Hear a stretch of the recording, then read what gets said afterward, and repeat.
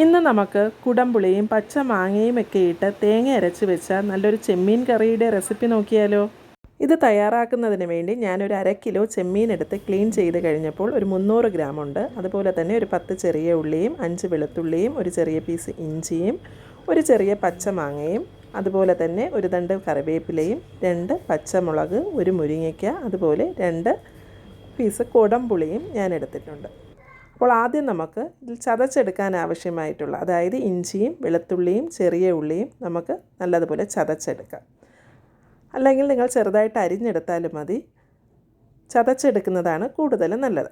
അപ്പോൾ നല്ലതുപോലെ ചതച്ചെടുത്ത് മാറ്റി വയ്ക്കുക. ആദ്യം നമ്മൾ ഇത് ചതച്ചെടുത്തതിന് ശേഷം നമുക്കിതിൽ അരച്ചെടുക്കാനുള്ള തേങ്ങയുടെ കൂട്ട് തയ്യാറാക്കാം. അതായത് ഞാനിവിടെ 1/4 കപ്പ് തേങ്ങയും അതുപോലെ 1 ടീസ്പൂൺ മഞ്ഞൾപ്പൊടിയും ചേർത്ത് നല്ലതുപോലെ അരച്ചെടുക്കുക. ഞാനിവിടെ തേങ്ങ ഫ്രിഡ്ജിൽ നിന്ന് എടുത്തതായതുകൊണ്ടാണ് ചൂടുവെള്ളം ചേർത്ത് അരച്ചെടുക്കുന്നത്.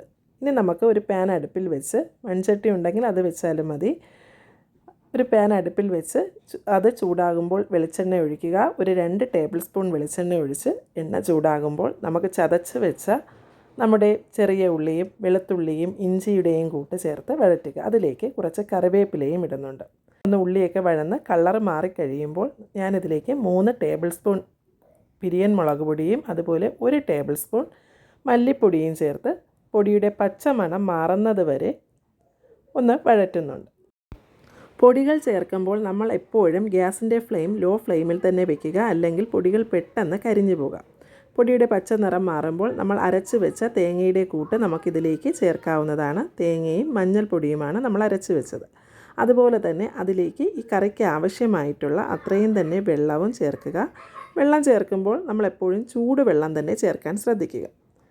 വെള്ളമൊക്കെ ചേർത്തതിന് ശേഷം ഞാനിതിലേക്ക് ആവശ്യത്തിന് ഉപ്പും ചേർത്ത് നന്നായി തിളപ്പിക്കുന്നുണ്ട്. അതുപോലെ തന്നെ ഈ സമയത്ത് ഇതിലേക്ക് ഒരു 1/2 ടീസ്പൂൺ ഉലുവപ്പൊടിയും ചേർക്കുന്നുണ്ട്. നന്നായി തിളച്ച് കഴിയുമ്പോൾ ഇതിലേക്ക് കട്ട് ചെയ്ത് നമ്മൾ വെച്ചിരുന്ന ഒരു മുരിങ്ങയ്ക്കയും അതുപോലെ തന്നെ 2 പച്ചമുളക് നെടുകെ പിളർന്നതും ഒരു ചെറിയ പച്ച മാങ്ങയും ചേർക്കുന്നുണ്ട്.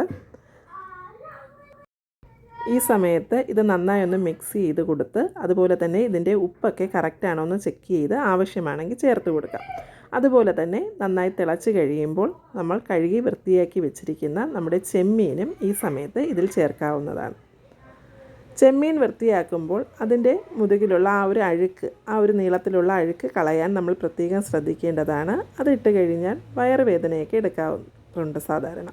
അപ്പോൾ അതുകൊണ്ട് തന്നെ അത് നമ്മൾ മാറ്റേണ്ടതാണ്. അതുപോലെ തന്നെ ഞാൻ എടുത്ത 2 ചെറിയ കുടംപുളി ചൂടുവെള്ളത്തിൽ ഞാൻ സോക്ക് ചെയ്യാൻ വെച്ചിട്ടുണ്ടായിരുന്നു. അപ്പോൾ അത് ഞാൻ ചെറിയ പീസുകളാക്കി ഈ കറിയിലേക്ക് ചേർക്കുന്നുണ്ട്.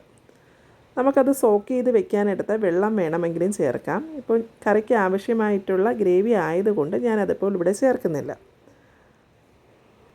നിങ്ങൾക്ക് എൻ്റെ ചാനൽ ഇഷ്ടമാവുകയാണെങ്കിൽ എൻ്റെ ചാനൽ സബ്സ്ക്രൈബ് ചെയ്യാൻ മറന്നു പോകരുതേ. അതുപോലെ തന്നെ ലൈക്ക് ചെയ്യാനും കമൻറ്റ് ചെയ്യാനും നിങ്ങളുടെ ഫ്രണ്ട്സിനും ഫാമിലിക്കുമൊക്കെ ഷെയർ ചെയ്ത് കൊടുക്കാനും.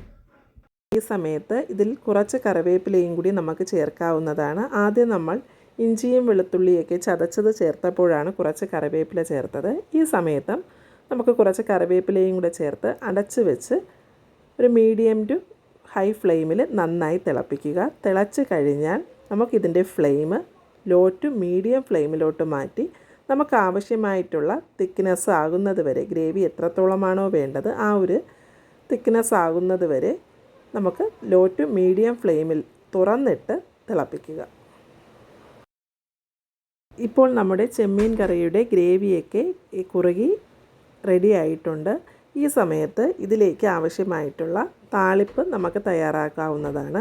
അതിനായി ഞാൻ മറ്റൊരു പാൻ ഒരു അടുപ്പിൽ വെച്ച് അതിലേക്ക് ഒരു ടേബിൾ സ്പൂണോളം വെളിച്ചെണ്ണ തന്നെ ഒഴിക്കുക താളിക്കുന്നതിന് വേണ്ടി. ഇതൊരു നാടൻ കറിയാണ്, അതുകൊണ്ട് തന്നെ വെളിച്ചെണ്ണ തന്നെ എടുക്കാൻ ശ്രദ്ധിക്കുക. വെളിച്ചെണ്ണ ചൂടാകുമ്പോൾ അതിലേക്ക് കടുക് ചേർക്കുക. കടുക് പൊട്ടുമ്പോൾ അതിലേക്ക് ചെറുതായി അരിഞ്ഞു വെച്ചിരിക്കുന്ന ചെറിയ ഉള്ളി ചേർക്കുക. അതിൻ്റെ കളർ മാറി തുടങ്ങുമ്പോഴേക്കും നമ്മൾ അതിലേക്ക് 2ആയി മുറിച്ച വറ്റൽമുളക് 2 എണ്ണം ചേർക്കുന്നുണ്ട്. അതിനുശേഷം ഫ്ലെയിം ഓഫ് ചെയ്തതിന് ശേഷമാണ് ഞാനിവിടെ കറിവേപ്പില ചേർക്കുന്നത്. ഇത് നമ്മുടെ ചെമ്മീൻ കറിയിലേക്ക് ചേർത്ത് കുറച്ച് നേരം അടച്ചൊന്ന് വയ്ക്കുക. അതിനുശേഷം എടുത്ത് ഉപയോഗിക്കാവുന്നതാണ്. അങ്ങനെ നമ്മുടെ തേങ്ങ അരച്ച് കുടംപുളിയും പച്ച മാങ്ങയും ഒക്കെ ഇട്ട് വെച്ച ചെമ്മീൻ കറി റെഡി ആയിട്ടുണ്ട്.